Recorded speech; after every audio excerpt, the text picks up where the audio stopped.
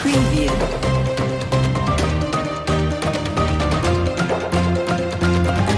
Preview. 네, 최근의 부동산 향방과 트렌드를 알아보는 부동산 이슈 브리핑 시간입니다. 부동산 히어로 우리 이진호 교수님 모시겠습니다. 교수님 안녕하십니까? 네, 반갑습니다. 네. 자, 이제 윤석열 당선인이 아닌 윤석열 대통령이 취임한 지 일주일이 지났습니다. 네, 그렇습니다. 금주엔 또 어떤 이슈가 있었나요? 네, 이제 인수위를 끝나고 정부가 출범을 했는데요. 이제 정부가 출범을 하면서 이제 공약에 대한 점검들의 얘기들이 나오고 있습니다. 실제 이제 성과 평가를 위해서 100일 동안 열심히 이 실천을 하는 과제의 첫 스타트를 끊었는데 벌써부터 공약을 지금 할 수 있느냐 없느냐 이런 잡음들이 좀 들리고 있다라는 거죠. 그래서 이런 잡음들이 어떤 방식으로 시장에 영향을 줄지 그에 대한 기사들이 좀 많이 쏟아져 나왔는데 오늘은 그 부분을 점검해 보겠습니다. 네, 윤석열 정부의 첫 주에는 과연 또 어떤 일들이 있었는지 하나씩 살펴보면서 말씀 들어보도록 하겠습니다. 첫 번째 이슈 브리핑부터 살펴보도록 하겠습니다.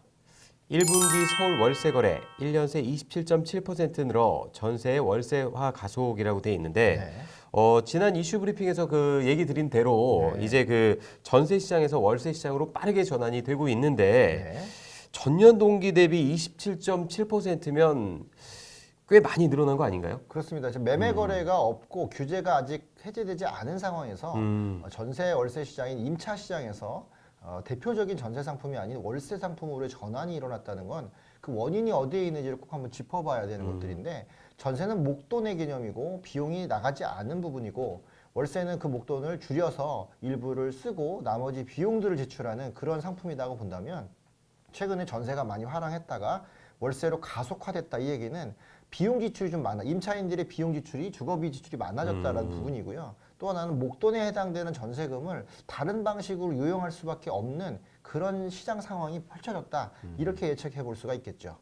그 아무래도 그 치솟는 전세값이나 전세 대출의 금리가 월세 가속화를 높이는 것 같은데 자 이렇게 되면은 월세도 가격이 더 올라가겠어요? 그렇습니다. 일단은 월세 수요가 늘어나면 월세 물량 자체도 늘어나야 되는데 월세 물량이 늘어나지 않은 상태에서 수요가 촉발하면 당연히 수요 촉발에 의한 가격 상승이 나올 수가 있겠죠. 특히나 월세 같은 경우는 우리가 빌라, 다세대 상품도 있지만 오피스텔 상품도 있고 여러 가지 다양한 상품들이 있는데 이 월세 시장 자체가 편차가 좀 심하다는 거예요. 조금 더 주면 더 좋은 집을 월세로 살 수 있기 때문에 자 이는 바로 비용 전가로 바로 나올 수 있는데 비용 부담으로 나올 수 있는데 전세에서 월세로 넘어올 때 예를 들어 목돈을 일부 반전세화 시켜서 보증금을 회수한 금액 대비 비용 지출을 한다는 얘기는 반대로 따져보면 월세를 들어가는 임차인 입장에서 전세에서 월세로 넘어올 때 이미 시장 상황이 더 이상 소득이 많이 나올 수 없는 이런 상황을 예측해서 미리 목돈을 좀 이렇게 챙겨놓는 그런 개념이 있다고 본다면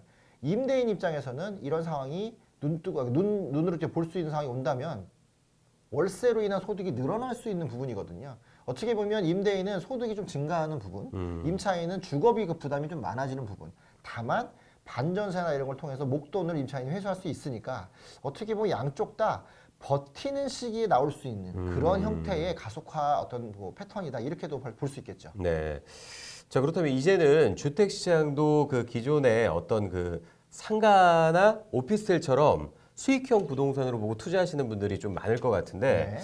공실률 면에서 봐도 어떻게 보면 상가보다 더 나을 수도 있는데 어떻습니까? 일단은 주거용과 상업용의 월세의 비중을 본다면 기본적으로 2배에서 3배 정도 차이가 납니다. 상가 하나를 갖고 있어서 나올 수 있는 월세와 주거용 하나를 갖고 있을 때 월세가 크기도 차이가 나지만 규모 면에서 보통 비율적으로 많으면 3배, 적으면 2배까지 차이가 나기 때문에 상가에 투자하시는 분들은 수익이 많이 나오는 그 부분이 메리트가 있어서 투자를 하는 건데요. 기존에까지 코로나 사태였을 때에는 상가 부분이 임차인들이 많이 좀 이렇게 폐업을 하거나 이런 부분이 있어서 소득 대비했을 때 공실이 좀 많이 생기는 부분이 있었지만 이제 코로나가 좀 해제되면서 보복 소비가 좀 늘어나고 있는 상태에서 본다면 이 상가 시장들도 좀 화랑이 될 수 있는 부분들이고 상가 시장이 한 1, 2년 사이에 대형에서 좀 소형으로 좀 좁혀졌거든요. 재편이 되어 있는 상황에서 본다면 수익률 부분에서는 상가가 훨씬 더 투자 대비 가성비가 좋아졌다 이렇게 볼 수 있겠죠. 네. 그런 면에서 본다면 주거용보다는 상업용으로 먼저 이전했던 이런 임대인 입장에서는 좋은 상황이 펼쳐진 거고 이제 다시 월세 가속화가 된다는 얘기는 주거에서 상업용으로 넘어오지 못하시는 분들이 주거를 수익화시키고 있다 이런 부분으로 시장이 갈라 달라지고 있다. 이렇게 판단하시면 좋을 것 같습니다. 네. 그렇다면 이제 그 전세가 월세로 가속화가 돼서 전세 시장이 사라지게 된다면, 네. 네. 그렇다면 또 어떤 문제점은 없을까요? 일단은 전세 시장은 우리가 매매와 임차 시장 두 가지를 볼 때 임차의 새로운 형태, 목돈을 넣는 새로운 형태로 전세 시장을 보는 건데 전세가 많이 사라졌다라는 부분은 전세가 어디로 이동했냐를 좀 볼 수 있다라는 거죠. 제도 자체가 없어지지 않는 한 미국처럼 유럽처럼 렌트로 다 뭉뚱그려지지 않는 한 목돈을 갖고 있는 전세 시장이 어느 정도 가계대출이나 은행대출에서도 어느 정도 시장을 형성하고 있단 말이죠. 이분들이 매매로 갔을 것이냐, 월세로 갔을 것이냐가 나눠지는데, 자, 매매로 갈 경우에는 보통 상승 시장에서 나옵니다. 상승 시장이 아닌 불황 시장에서는 월세로 빠지는 경향이 있는데, 지금 월세 가속화라는 부분이 나왔던 이런 부분들은 나중에 어떤 부분에서도 전세가 다시 늘어날 수는 있지만 당분간은 시장이 좀 불황으로 갈 것이다라는 어떤 선제적인 입장에서 월세가 늘어나고 있다. 이런 부분을 봐야 되기 때문에 이렇게 된다면 목돈을 갖고 있는 전세 계층이 없어지면서 나타날 수 있는 중간 계층의 상실화가 나타날 수 있다는 거죠. 양극화가 그만큼 더 벌어질 수 있습니다. 저는 이런 측면에서 전세 대출을 좀 갖고 있는 분들이 소득이 좀 붙지 않는다고 해서 무조건 월세로 가느냐 이것보다는 지금 상황에 조금 더 공격적인 투자를 통해서 자가로 옮겨가는 방식, 최근에 대출을 좀 더 길게 해주기도 하기 때문에 좋은 지역에 좀 더 자가로 옮겨가는 방식을 가져가야만 지금 이 버티는 시기를 좀 더 슬기롭게 넘어갈 수 있지 않을까 해서 오히려 전세가 조금 더 올라갈 수 있는 시장들, 이런 시장들을 예견해서 좀 더 매입 쪽으로 돌아섰으면 하는 바람입니다. 네, 계속해서 두 번째 이슈 브리핑 살펴보도록 하겠습니다. 집값 들썩 조짐에 재건축 안전진단 기준 완화 연기라고 되어 있는데, 자, 지난번 얘기대로 그 재건축 안전진단 기준 개정을 연내에 추진하지 않기로 했다는데, 네. 자, 이렇게 되면 그 일기 신도시의 집값 상승장을 좀 잡을 수 있겠네요. 일단은 이 일기 신도시 재건축 바람으로 인해서 올라왔던 내용들은 사실은 어떻게 보면 공약의 기대감 때문에 올라온 건데 그 공약이 연기가 됐다, 완화가 연기가 됐다는 얘기는 시기 자체가 늦어진다는 얘기죠. 일찍 들어갔던 투자자분들도 있지만 사실 일기 신도시가 오히려 이럴 때 매도하고 나와야 될 매도 타이밍을 잡기 좋은 시점이었는데 완화가 연기되면서 이런 일들이 늦어지면 매도 타이밍도 잡기가 좀 어려워지고 실제 매수로 들어가기도 좀 애매한 상황들이 벌어져요. 참 이게 어떻게 보면 인수위원회에서 국정과제를 내놓고 출범하면서 약간의 혼선이 좀 있었던 것 같은데 지금 뭐 표에도 나오지만 대부분의 어떤 법률 개정도 마찬가지지만 시행규칙을 고쳐서 나오는 것조차도 시장 상황의 눈치를 좀 보고 연기를 하고 있다는 얘기는 어떻게 보면 3월 9일 대선 때 새로 당선된 이 윤석열 대통령의 이 국민의힘 정부가 기본적으로 앞에 내섰던 공약들이 다 흐지부지 되고 있는 이런 모습을 보여서 이게 공약을 뭐 실천하는 부분에 있어서 좀 약간의 허수가 많았다 뭐 이렇게까지도 볼 수 있어서 후폭풍이 생각보다 좀 크지 않을까 그렇게도 기대가 됩니다. 네. 자, 그럼 이제 이게 원만한 상승장으로 이어질지 아니면 하락장으로 돌아설지도 좀 궁금한데요.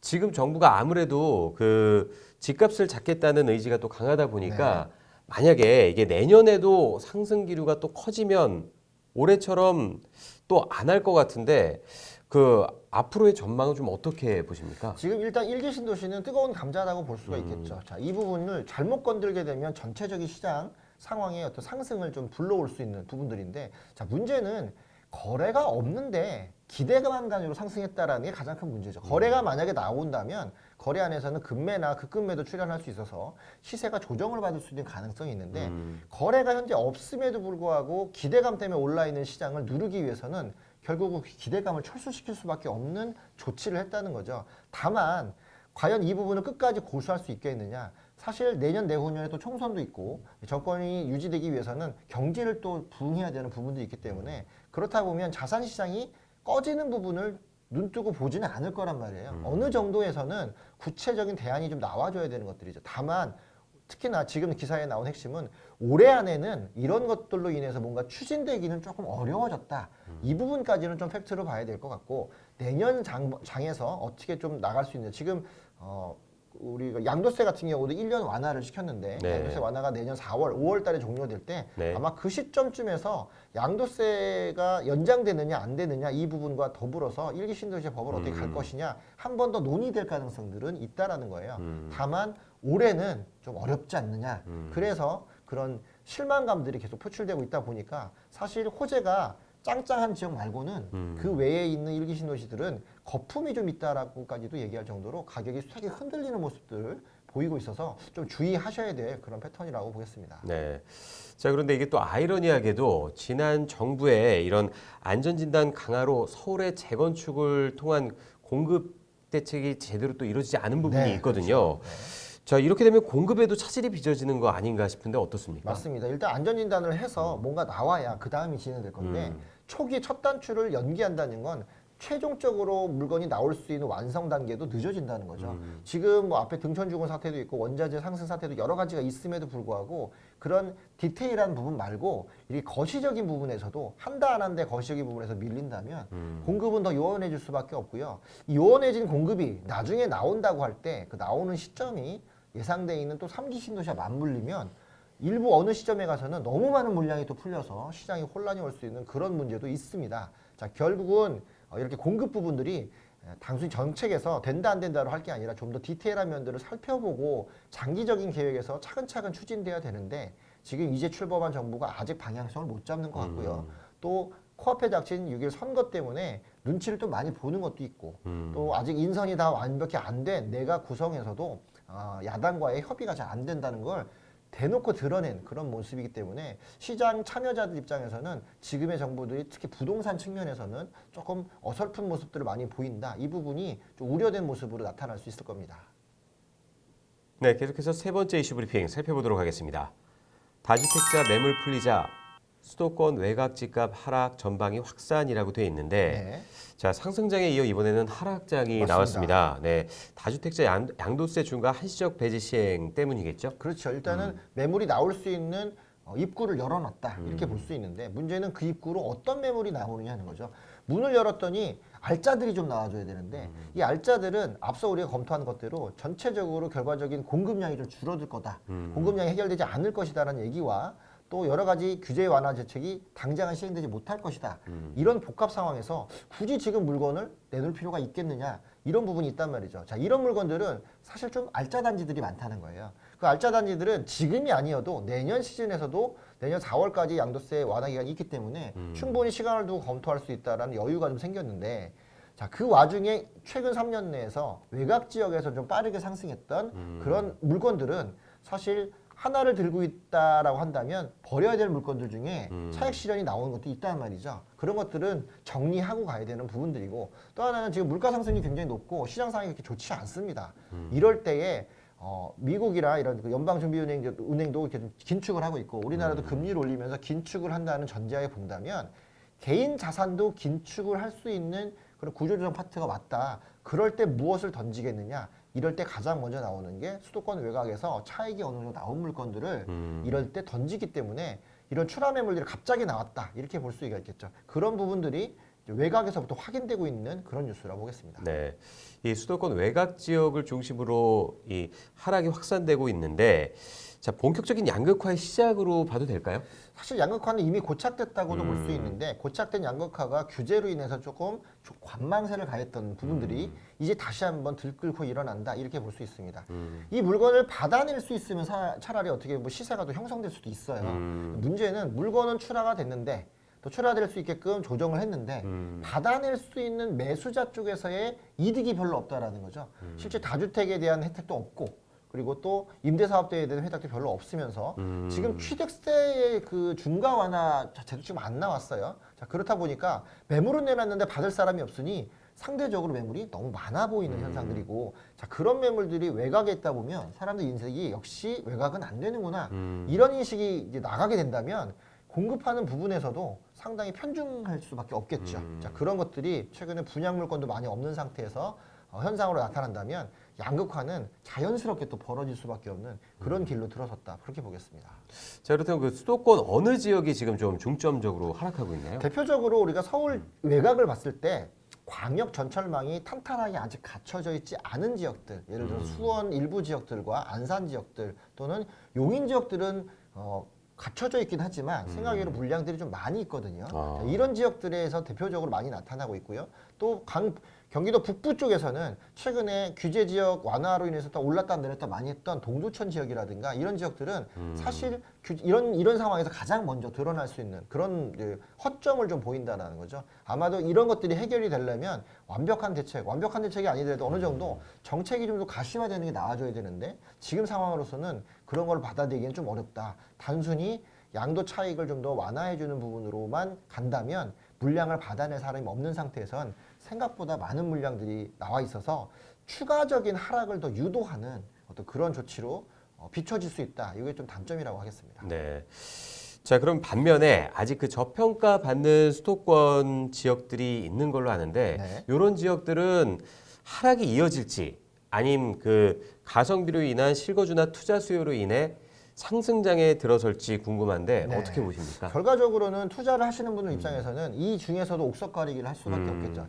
가격이 떨어진다는 얘기는 접근성은 좀 좋아졌다는 얘기. 가격에 대한 접근성, 그러니까 어느 정도 이제 반감이 좀 덜했다는 얘기인데 그럴 때 우리가 합리적인 선택을 하는 어떤 그런 투자자 입장에서 본다면 앞으로 재료가 좀 남아있는 지역들, 상승 재료가 남아있는 것들. 자, 지금 상황을 좀 소나기로 본다면 소나기가 피해진 다음에 햇볕이 들 수 있는 곳이 어디 있을까를 조금 더 판단한다는 거예요. 지금의 소비자들은 좀 더 똑똑하고 합리적인 소비를 한다는 전제로 본다면 그런 지역들 중에서 대표적으로 아직 호재가 남아있는 곳들, 바로 이 4차 철도망이라든가 지역의 국도망이 개설되고 있는 지역들, 이런 지역들에서 제일 먼저 교통망이 좀 더 개선되는 지역들은 지금의 이 하락이 어떻게 보면 물량을 털어내고 새롭게 올라갈 수 있는, 주식에서 말하면 개미 털기 같은 느낌인 거죠. 그렇게 털고 새롭게 놀림목을 짚고 올라갈 수 있는 탄탄한 세력들이 형성하는 곳이다. 이런 것들은 출퇴근이 용이하거나 지금 어느 정도 지자체에서 테크노밸리 양성하거나 이런 네네. 것들이 같이 맞물려 있는 지역들의 물량들이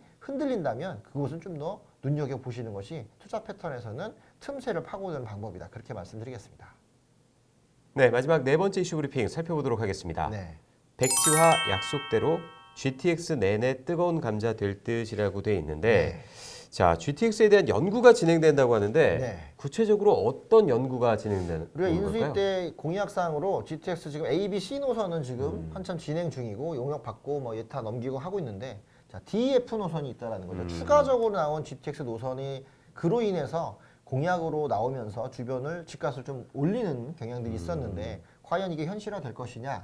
그런데 이것이 현실화되기 위해서는 타당성 검토를 해봐야 되는데 그 타당성 검토 가장 첫 번째 단계가 바로 교통연구원이라든가 이런 지역에다 용역을 줘서 검토를 한번 받아보는 그 기간이 필요하다는 거예요. 통상 6개월에서 길게는 1년까지 가는데 자, 이제 이 부분을 용역을 넣는다면 이 용역이 끝나서 해도 된다.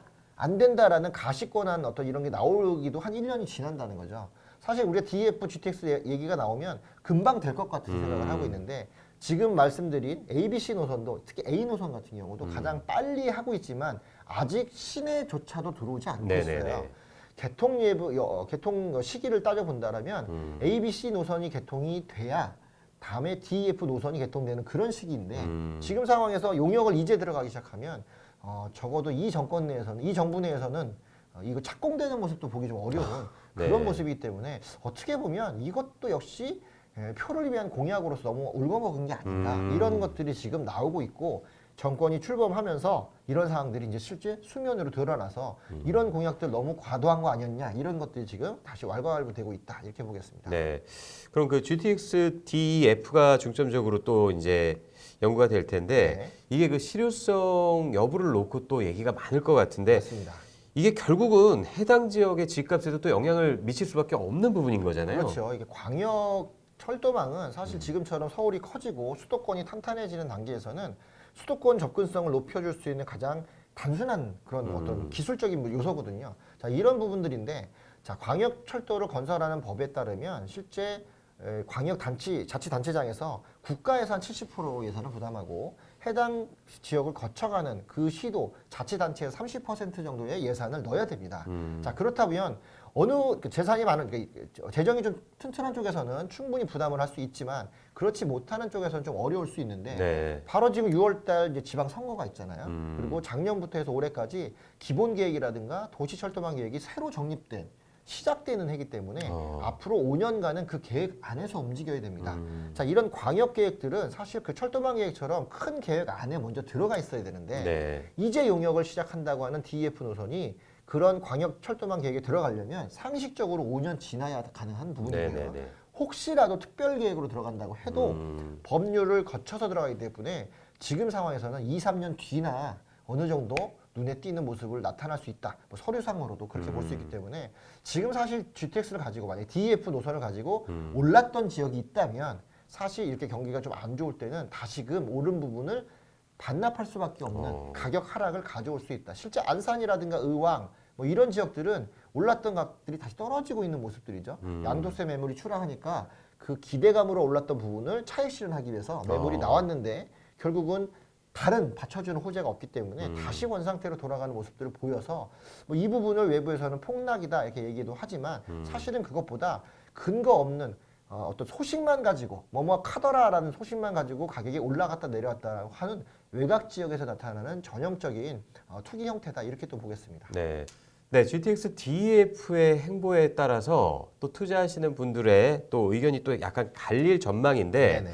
그 우리 교수님께서는 앞으로 DEF의 전망은 어떻게 보십니까? 저는 지금 이제 어떻게 보면 용역이 들어간다라는 구체적인 단서가 하나 나왔잖아요. 오히려 이런 점에 더 집중을 해서 이 용역이 실현돼서 나올 때까지 기간을 따진다면 최소한 DEF 노선이 지나가는 지역에 대한 특히 그 역세권에 대한 투자는 보류해라 이렇게 말씀을 드리겠습니다. 오히려 A, B, C 노선에 대한 이 부분을 좀 더 파고들어서 실제 이 정부 내에 최소한 착공이든 아니면 중간에 어떤 정류장이든 뭐 가시화될 수 있는 그런 지역에 대한 투자는 한 번 더 가라. 예를 들어서 투자가 6개가 있다면 이 6개 중에 지금 3개는 가능하고 3개는 가능하지 않게 되는 문제가 된다면 가능하게 된 이 A, B, C 노선이 희소 가치가 더 높아질 수 있거든요. 지금처럼 변화가 빠른 시기에는 오히려 이렇게 확실한 호재에 좀 더 믿고 투자하는 게 더 낫기 때문에 DF 노선을 멀리 기대하고 나올 걸 가능해서 그 기대감에 투자하기보단 지금 하고 있는 ABC 노선을 좀 더 파서 그 중에서 아직도 저평가됐거나 이제 외곽 지역에 또 떨어지는 모습들이 같이 겹쳐 있는 지역들 이런 것들을 좀 잘 살피셔서 그런 곳에 급매물류를 받아내는 것들이 향후 경기 안정화에 따라서 또 개통에 따라서 효과를 더 볼 수 있다. 오히려 지금이 조금 쉬었다가 한 번 더 치고 들어갈 수 있는 그런 부분이기 때문에 투자자들은 허황되다기보다는 좀 가시화되지 않은 DF 노선보단 실제 가시화되고 있는 ABC 노선에 좀 더 새로운 검토를 한번 하시고 들어가시는 게 확실한 투자의 방법이다. 이렇게 권해드리겠습니다. 네, 5월 셋째 주의 부동산 이슈 브리핑이었습니다. 저희는 다음 시간에 또 다른 이슈 브리핑으로 여러분 찾아뵙도록 하겠습니다. 시청해주신 여러분 감사합니다.